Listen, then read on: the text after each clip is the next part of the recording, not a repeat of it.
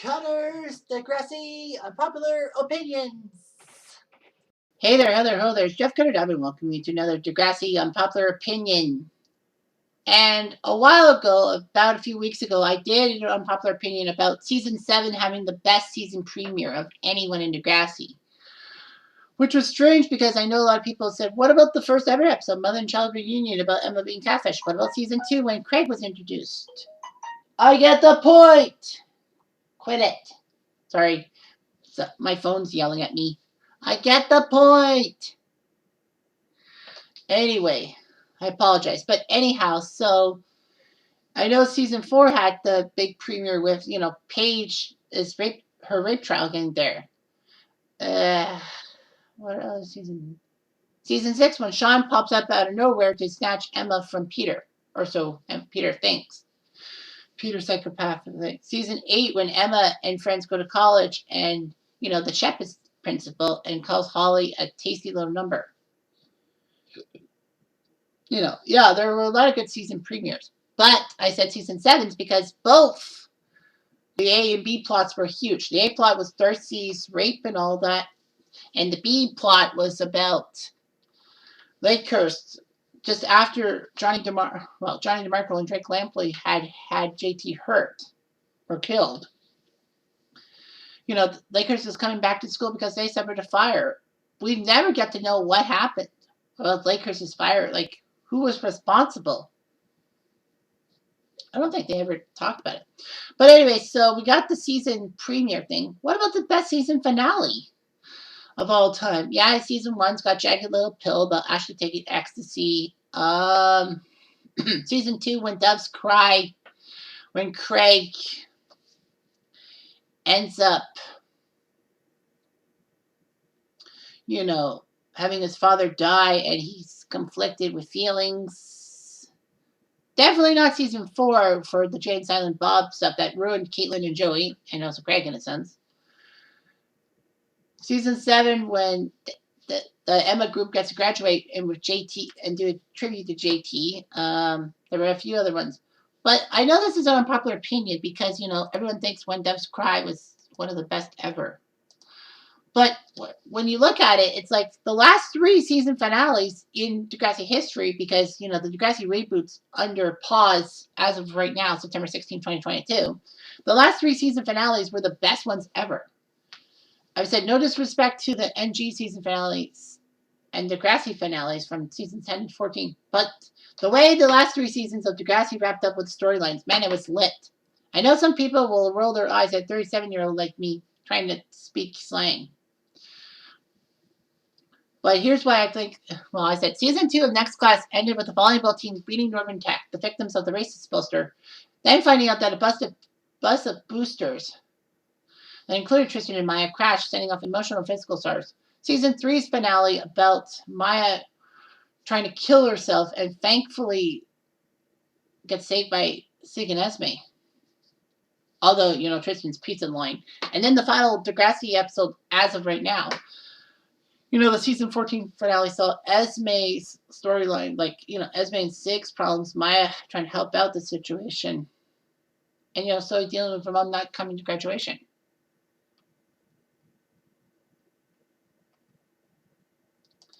So anyway, Corona Bride, one of my main contributors, like to comment, said, I might have to agree with you. I remember when I finished Next Class season 2, I thought everyone in the bus crash died. I watched it when it was posted on Netflix, so I had to wait 6 months to find out they all lived.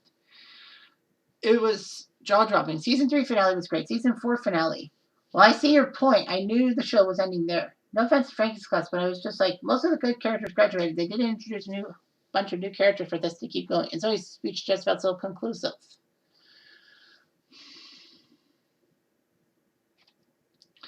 So yeah, this is the big thing. Like, I loved When Doves Cry season 2 when... No, Tears Are Not Enough. I said When Doves Cry. Shit, that's the season premiere. My apologies. Tears Are Not Enough.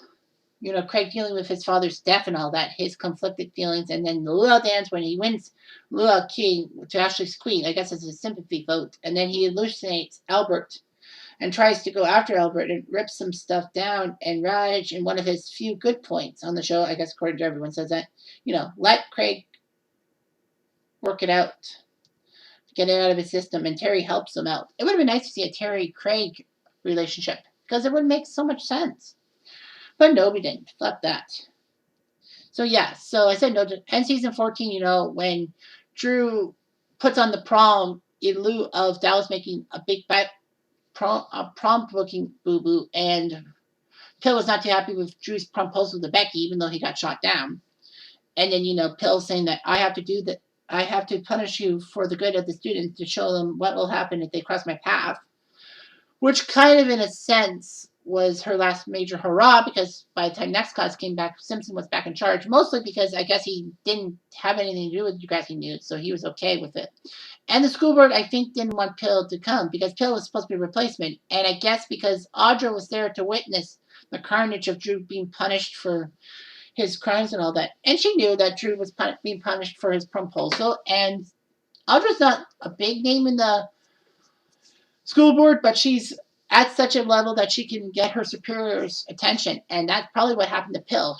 Even if Pill was allowed to come back, I think Audra would have not allowed it. Anywho.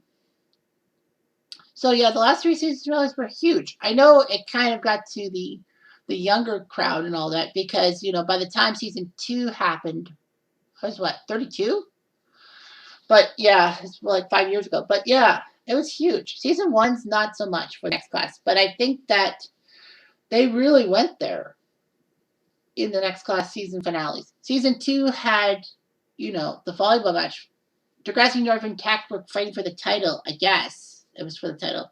And of course, that season 2 thing was based on the fact that Degrassi pissed off Northern Tech by doing a racist poster about Sioux animals, even though Frankie says they're called the Sioux, but didn't see the racial implications. And the worst part for Frankie is that the team threw her under the bus. They all laughed. They all did the poster together.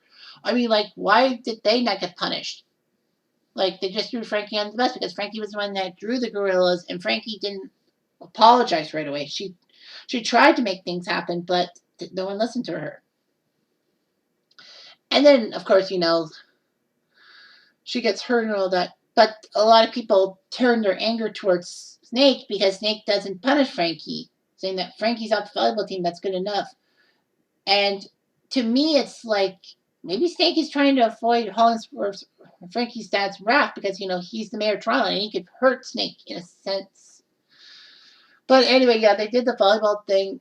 There were a bus of boosters or students going to go see the game, but they never make it. Degrassi still wins anyhow. Frankie's put back on the team. I guess as a way they needed that extra ingredient to get to Northern Tech, and I think they were probably going to try to get in Northern Tech's head.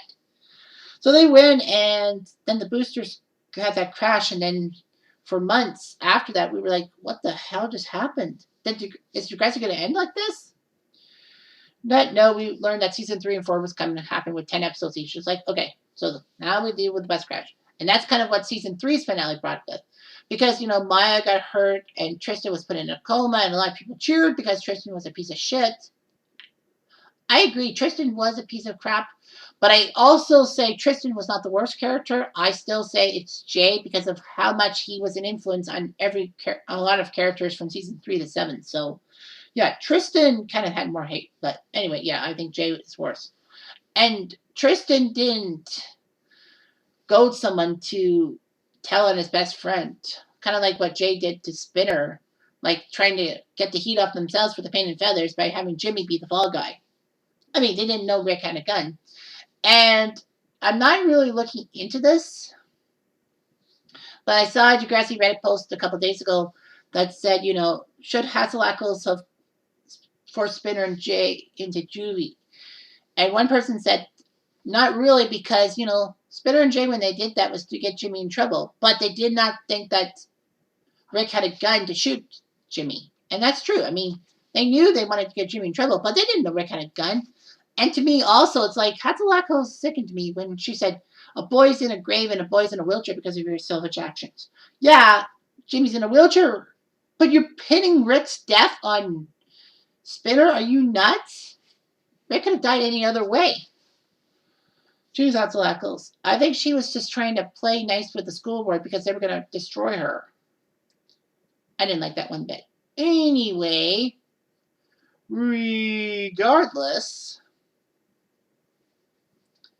it was just hard to believe. But the simple fact is that, the season 3 finale and all that, yeah, I talked about Tristan. Sorry about the Tristan tangent. But anyway, Maya had conflicting things about life and all that. And it brought back Cam again. And we thought after season 14 she was over Cam and she over her problems with him. But no, it brought her back. She wanted to kill herself. She wanted to be probably with Cam. Didn't mention him by name, but she probably felt like no one's paying her much heed. Sig was with Esme, so yeah, so she decides to take the drug cocktail and sleep with music in her head on the bus, kind of like Cam does on hockey trips. But she falls asleep, but then wakes up saying she's doing something wrong. But she's only given herself 30 minutes for the pills to kick in, and usually they take an hour and a half. So she decides to jump off the roof during the school play. But thankfully, Sig and Esme, wanting to do it on top of the school, like on the school roof, found out Maya was convulsing. And yes, the pills did kick in. Maya was in trouble. Thankfully, Esme's quick thinking saves Maya in a sense. She's in the hospital. She's going to be fine. And then Tristan's pizza line pissed off a lot of people. And I did an unpopular opinion about was that on purpose? And I say no, because of coma brain. And then, the last episode was huge. I mean, Esme hurt Sig at the prom. And, we got fallout from that. We found out from Yale that Esme is not graduating because she missed the last month of school, and you didn't do her exam, so she's automatically done. And Sig's worried. Maya almost doesn't go to graduation because she thought she really messed up. But thankfully, Grace saves the day by telling Maya, think about what the psychiatrist has said and take things step by step. And thankfully, Maya does. Maya then tells Sig she has to talk about Esme because I think in a way that Maya did it because Esme kind of saved her life. And she owed Esme one, despite the fact that Esme was pissed off that Sig wanted to be with Maya in the first place. Although that was just accidental. Esme goes bananas and buys a motorcycle for Sig. Sig wants her to get help. She gets mad at him, but thankfully Miss Growl tells her it's not too late to admit your mistakes, and she does collapse in Growl's arms and then gets the treatment, allegedly. And then, the other subplot was Zoe finding out that her mom didn't want to go to graduation, but she talks to her mom about the graduation, and she's willing to come. Good. Unfortunately, Zoe's dad gives her documents and a letter from her mom. And Zoe's shocked. Of course, Zoe's mom threw Zoe out because, she was gay and she wasn't getting major TV or movie roles because people were being homophobic. And, Zoe's mom was basically stage manager for Zoe, stage mom for Zoe. She lived off her daughter. And when she couldn't do that, she married some other guy because she wanted money. She wanted the lavish lifestyle and she didn't want to work. Are you nuts? A small job at home is better than nothing. So she kicks Zoe out. Zoe lives with Grace. And then she's upset. Now, of course, originally, years ago, I thought that it was because, the Catholic religion, not really good with gays, and that's probably why Zoe was kicked out. But no. The more I think about it, the more Zoe's mom's riding her daughter like a cash cow was basically the main reason. So, yeah, that makes sense. And then, Zoe does her valedictorian speech at the Hollingsworth house, and then, we have that last exit montage. And it was funny because, my song, Last Exit, was kind of a suicidal song, but in a sense, the school thought it was a cool song and made it that weird.